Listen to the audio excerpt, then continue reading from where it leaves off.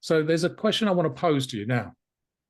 And I want you to sit back for a moment and I want you to think about the answer. Just take a minute to think about it. And then I want to see in the chat what you think your answer is. Okay. So here's the big question for this evening, coming from me. What is the purpose of suggestion in trance? What is the purpose of suggestion in trance? So, you know, guys know how to do this. Get into the physiology of curiosity, you know, stroke your beards, even if you don't have beards. What is the purpose of suggestion in trance? I got to think about it quite a bit because it relates to reframing. So you only had a minute to think about it. Well, what do you think is the purpose of suggestion in trance? Let's hear from you guys. Well, not hear from you because I want to keep the mutes muted. No, the mic's muted. Options. To implant a new state, a new story. Gosh, some of you have come in really quickly, haven't you? Probably didn't take that minute. Hold on, let's scroll back up. Creating possibilities in the direction of desired state. Oh, that sounds like a hypnotic induction, or certainly a deeper, doesn't it? Deeper. Offer a new pathway for thoughts to travel. To help with change work. How specifically, Lalitha, how specifically does it help with change work? To change behavior and state. How specifically does it change behavior and state? How do suggestions do that? To implant a new story, possibly, could be a new story. Could be a variation on a story. Could be a different ending. Options. Yeah, sometimes we need to have a fork in the crossroads, don't we?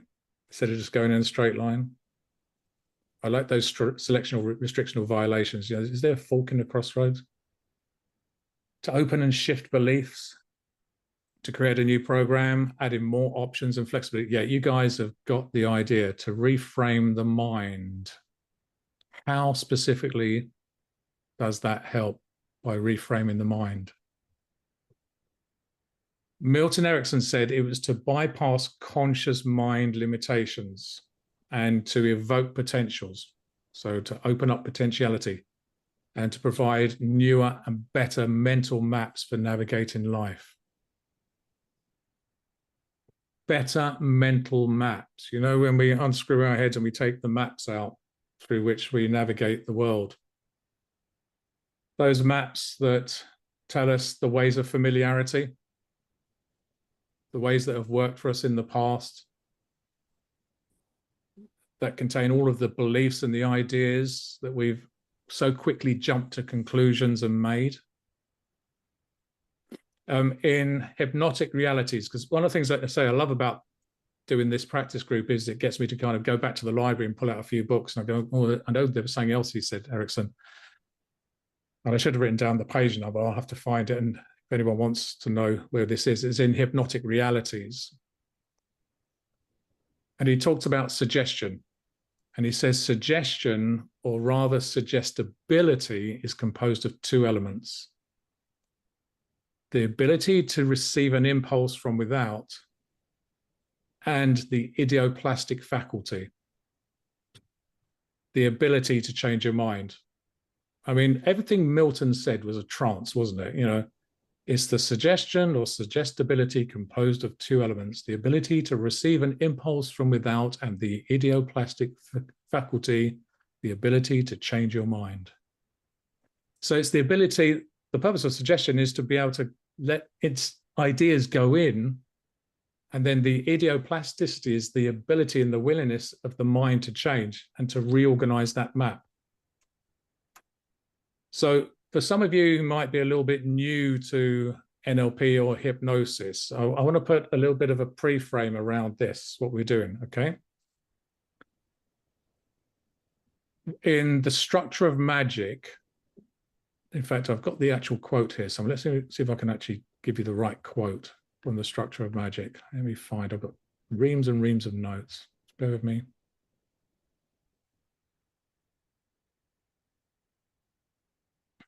Or maybe I'll just paraphrase it.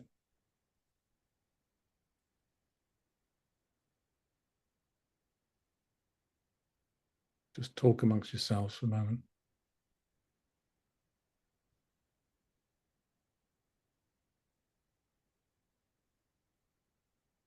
Somewhere. I've got so many notes.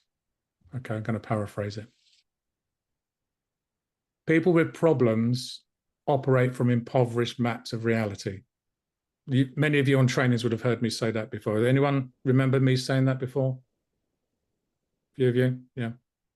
So what does that mean? We create maps from the experiences of life, and we use those to navigate our way through life. And if those maps are impoverished, if they're poor maps, they don't take us on the right journey. They don't take us to the right destination. Maybe they keep taking us around in circles, or we don't go anywhere with the map. It's because it's impoverished.